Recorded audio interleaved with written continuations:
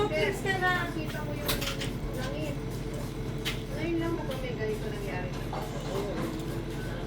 Tamad maglaro, nakahiga. Nag-declare Hmm. na ako ng state of calamity eh.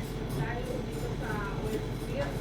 Anong reaction niyo doon? Nagpapaalap po kami ba, baka wala na po may isda. Ina nga po mabili yung mga Dito. Nakaraang linggo na, isa ang barangay ng Mayapay ang inagupit ng pinagsanib na puwersa ng habagat at ng super typhoon Kainan. Doble ang masamang epekto rito ng bagyo eh. Nasira yung mga bahayan, tapos meron pa ngayon pinangangapahan na oil spill na nandito na nga. Umabot na rito sa kanilang pampang. Doble-doble yung epekto sa inyo ng bagyo. May doble po talaga. Marami yung bang bahay na sira dito?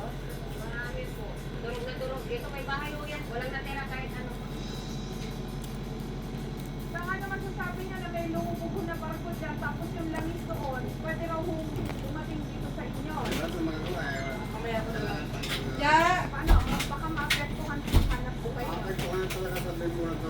Sige, lalo mahirap pa. Ano na? Itong Lunes, na raw nilang namataan ang oil spill sa kanilang barangay. Morning pa lang po ay nakita na po talaga namin. Kasi malaki po ang alon. Nakikita po namin yung mga basura, may mga nakadikit na po siyang langis. Yung alon, may langis talaga siya. Kaya ang mga residente, ang mga kawani ng barangay at ang Philippine Gagawa Coast kami ng Guard agad nagsagawa ng emergency clean-up drive. Oh, yun na, mapagod ka na. Alam mo ba, simula ngayon, okay yan sa'yo. Pero mapapagod ka tsaka yung tatapon ng basura. Ganyan ako dati. Tapon ng basura naman. Ang nakolekta Pero ng yung, basura, basta ako kasi ginawa ko, nilagay ko ng sarili kong basurahan doon. Kasi wala akong ng basurahan eh. Ginawa ko, tinabi ko lang siya dun sa stove ko. Akin lang yun. Pero yung every time na papasok ako po. Tsaka ayaw ko yung nagkatulad ng hapon, nagluto ako. Tapos nakita ko may isang lalaki doon. Kasama, kailangan ko naman.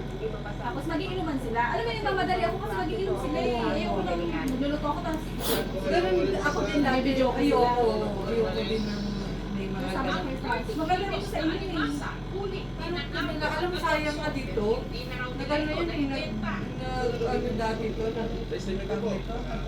Kumbaga, umalis yung family niya. Maganda Ito po na. yung Ito na. May bahay dito. Maganda dito sa inyo kasi ganito. Oo. Toilet ka. Kaya nga, na puno ng ano, sir. halos lahat ng bahay Langis, dito pati na alimasag din. namin. Oo, Pag ito maliit na room lang. tipid na yun, talaga rin na Kitchen siya. sa dagat. Yung sarili toilet, parang problema sa amin naman yun. Wala naman daw langis ang kanilang mga Kaya kami sa loob naman. Yun lang. Kaya nga pagka ayoko lumabas doon, yung sa sala namin, paglabas ko kasi sa kwarto namin, may sala po. Malapit lang. Tapos meron kaming lamay sa doon. Nakakalay po sila. Doon na lang. Tapos hindi nakasalok sa bahay sa kwarto namin. Nakalagay po. Lalo pang Kasi hindi kuryente yun. Madaling Tinitig naman po So, namin kung kayo yung mga panahon kitchen, ng mga mangis na loob ko bali. Ano pag gusto mo mag pagkakailangan siya mag-uus. madali bang makita kuya? Ayoko din naman yung mga dati. Sa kabilang bahay, dati kami. Malayo pa lang siya, nasa kumapalang po. Mo, may si bibibisita tayo. Yun nga. Alam mo, hindi ako minsan, yung meron kami kinainan, mahugasan, kasi nag-tweet sila. Ako yung ko din kasi nung may mga lalaki, parang maano. Kaya nga po dati, pag nagbuhugas ako, pag pinakikiramdam ako kumita ako. Ngayon, hindi na. Doon ako nagbuhugas. Yung ano namin, kitchen namin, bago ako, ito, ay kitchen, yung toilet namin, bawa ito yung pito ng toilet. Tapos toilet niya sa loob. Dito po, may lababo. Tapos nandun yung washroom ko. So doon ako nagbuhugas ngayon. Inaano ko na lang, sinasala ko lang yung mga kanin-kanin para hindi siya pumunta. Kasi, pero ang hirap, pagka malaki, pag malaki ko lang hugas. Kasi yung bahay mo, 2.5. O, mas mahal na yun. Mahal na yun. Mag-soft drinks ka na. Sige po mamaya na pag makain. Ay, bakit nakain sa cellphone ko? Ginamit mo yan. Diyan. Ay, yung video daw. Binigyan. Makakalimutin na. Kung saan kukuha ng Lagyan mo na natin sa ate.